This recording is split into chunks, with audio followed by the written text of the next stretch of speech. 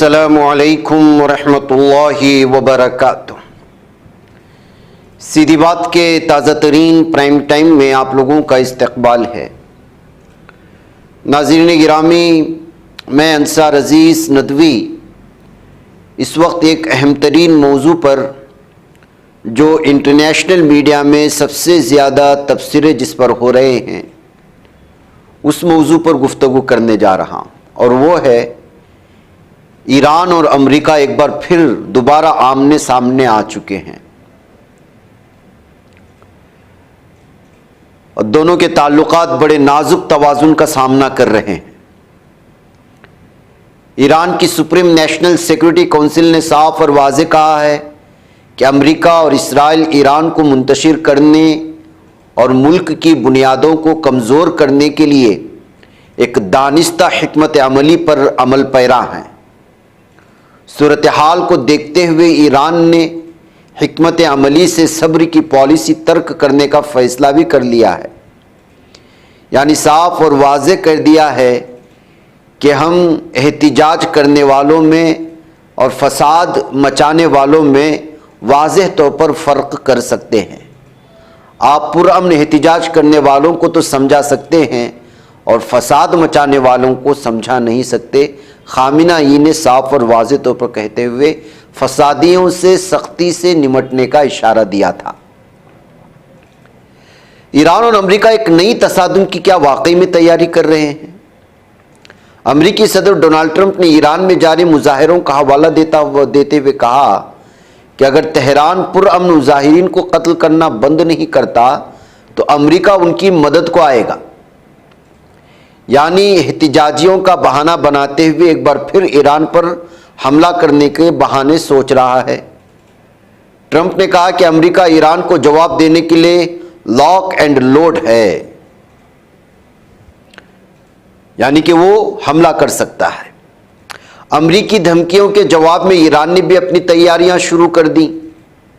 ایران کے supreme national security council نے ایک بیان جاری کیا جس میں کہا گیا کہ اگر امریکہ یا اسرائیل نے جاری احتجاج کا فائدہ اٹھایا اور ایران کی سلامتی کو خطرہ لاحق کیا تو ایران قبل از وقت حملہ کر سکتا ہے، یعنی وہ اس بار انتظار نہیں کرے گا کہ حملہ کہیں سے ہوگا تو تب اس کا جواب دے گا یا دفاعی پوزیشن میں آئے گا، نہیں، اس بار ایران ایک قدم آگے بڑھ کر کے خود حملہ کر سکتا ہے۔ سب سے اہم بات یہ ہے کہ ایران نے کہا کہ وہ حملہ ہونے کا انتظار نہیں کرے گا بلکہ قبل از وقت کارروائی کر سکتا ہے۔ ایران کی فوج کو سٹینڈ بائی پر رکھا گیا ہے۔ امریکی اڈوں کو نشانہ بنانے کے خلاف وارننگ جاری کی گئی ہے۔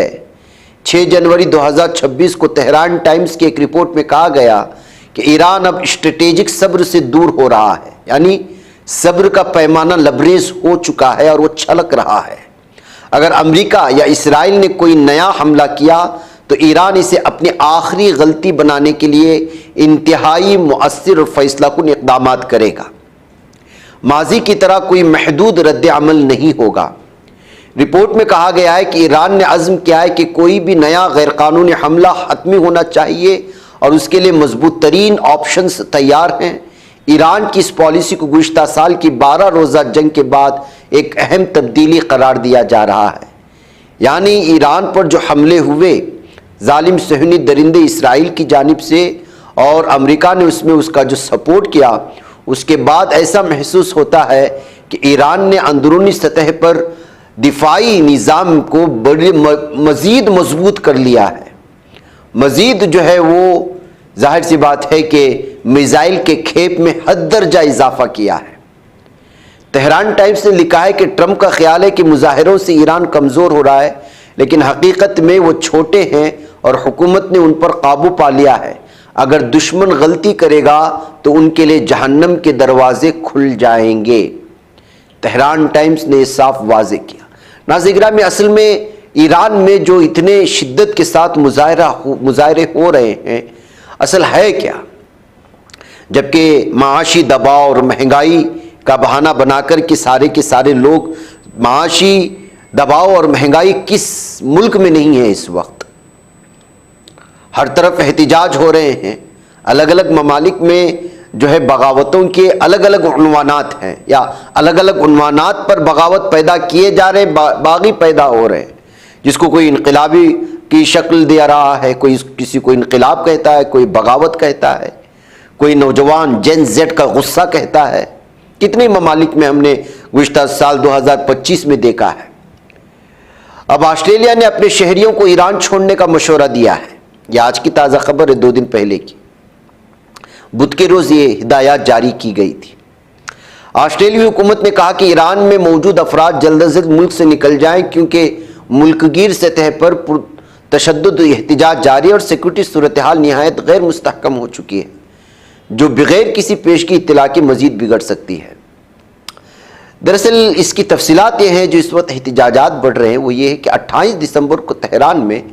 تاجروں کی ہڑتال اور روزمرہ اشیاء ضروریہ کی بڑھتی قیمتوں کے خلاف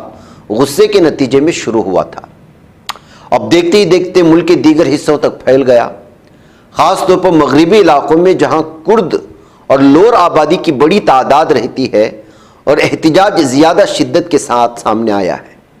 اور کرد برادری ہمیشہ سے جو ہے وہ ترکی میں ہو یا دیگر علاقوں میں وہ اسلام دشمن طاقتوں کا ساتھ دیتی ہوئی نظر آئی ہے۔ ناروے میں قائم غیر سرکاری تنظیم ایران ہیومن رائٹس کے مطابق اب تک کم از کم 27 مظاہرین ہلاک ہو چکے ہیں، جن میں 18 برس سے کم عمر 5 بچے بھی شامل ہیں۔ دوسری جانب ایرانی حکام کی سیکورٹی اہلکاروں کی ہلاکت کی بھی تصدیق ہو چکی ہے۔ ایک طرفہ عوام کی یہ موت نہیں ہو رہی، احتجاجیوں کی اموات نہیں ہو رہی ہیں، عوام بھی ظلم کر رہے ہیں پولیس اہلکاروں پر، جو ان کو احتجاج سے روکنے کی کوشش کر رہے ہیں یا فسادات مچانے سے روکنے کی کوشش کر رہے ہیں۔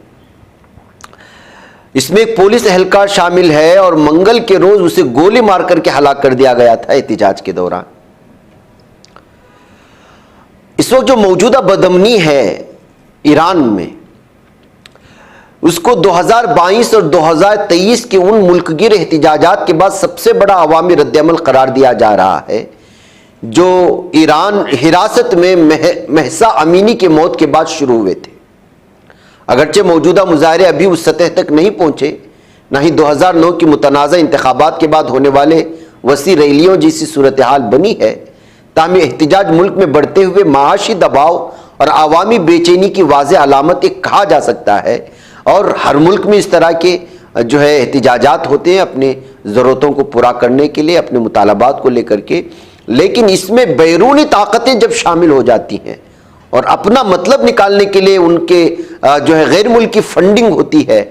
اور اس سے حکومتیں گرانے اور اقتدار کو گرانے اور حاکموں کو گرانے کی جو سازشیں ہوتی ہے، تب ہوتا ہے، تو تب یہ احتجاجات خونی شکل اختیار کر جاتے ہیں۔ پھر جو ہے حکومتیں ان کو اسی کی زبان سمجھانے کی کوشش کرتے ہیں، جو اس وقت ایران کر رہا ہے، کیونکہ جو احتجاجات اس وقت ہیں وہ براہ نام جو ہے مہنگائی، اس لیے کہ مہنگائی ابھی سے ایران میں نہیں، اس ملک پر اتنی پابندیاں ہیں کہ اتنی پابندیوں کے ساتھ کوئی بھی ملک ترقی نہیں کر سکتا، لیکن اس کے باوجود گزشتہ 80 سالوں کے وقفے کے دوران، جیسے امریکہ کو یہاں سے مار بھگایا گیا ہے، اب تک جو پابندیاں اس پر عائد ہو رہی ہیں، اس کے باوجود جس طرح سے خوشحال یہ ملک ہے، اس کی مثال نہیں دی جا سکتی۔ اور جتنے بھی صدور آئے 75 سال کے عرصے میں، جب سے یہاں انقلاب پیدا ہونے کے بعد، امام خمینی کی جانب سے آواز لگانے جانے کے بعد جو صورتحال بدلی، ہر صدر نے، امریکہ کے صدر نے کوشش کی ایران کو اپنے گھٹنوں پر لانے کی، لیکن کسی نے بھی ایران پر کنٹرول حاصل نہیں کر پایا۔ یہ ساری تاریخ میں لکھا ہو جانا چاہے وہ لکھا ہوا ہے۔ اور اس مدت میں آپ نے مشرق وسطیٰ کے کئی ممالک کو دیکھا ہوگا، وہ چاہے عراق کہیں یا افغانستان سرنگوں تو نہیں ہوا، واپس حاصل کیا، لیکن وہاں جو بدامنی پھیلائی گئی امریکہ کی جانب سے،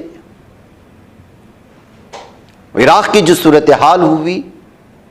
شام کی جو صورتحال ہوئی، یمن میں جس طرح کی صورتحال پیدا کی گئی، خانہ جنگی پیدا کروا کر کے، لبنان اور لیبیا کی جو صورتحال ہے، اس درمیان میں پوری کوششیں ہوئی ایران کو بھی اس طرح उसी तरह का मुल्क बनाए जाने के लिए जो तबाहाल हो और अमेरिका के सामने सरनिगू हो, लेकिन कोई कामयाब नहीं।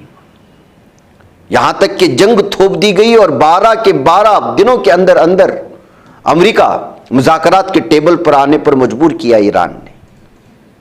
इससे ईरान की इतनी सारी हजारों की पाबंदियां होने के बावजूद अंदरूनी सतह पर उसकी दिफाई सिस्टम को उन्होंने जो मजबूत किया, और फिर जिस तरह से उनके खिलाफ अंदरूनी सतह पर होने वाली साजिशों को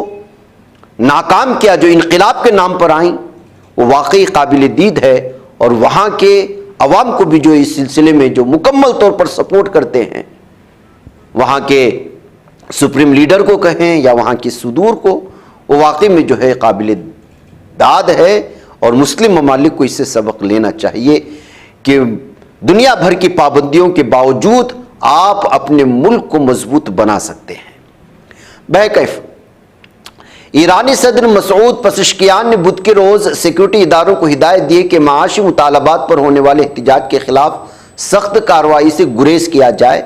अमन के साथ उनको समझाया जाए। बहरकैफ नाज़रीन गिरामी, इस वक्त माशी मुश्किलात हैं, अवामी नाराज़गी भी हैं, सिक्योरिटी इदारों के लिए एक बड़ा इम्तिहान भी है। पुलिस थानों फौजी तनसीबात पर हमले भी किए जा रहे हैं, मुजाहिरीन से अलग करके शरपसंद भी इस दरमियान में आ गए हैं, और शरपसंद लोग जो है वो आतिशी असलहा, चाकू, दीगर हथियारों के साथ थानों और फौजी तनसीबात पर हमले कर रहे हैं। लेकिन इसके बावजूद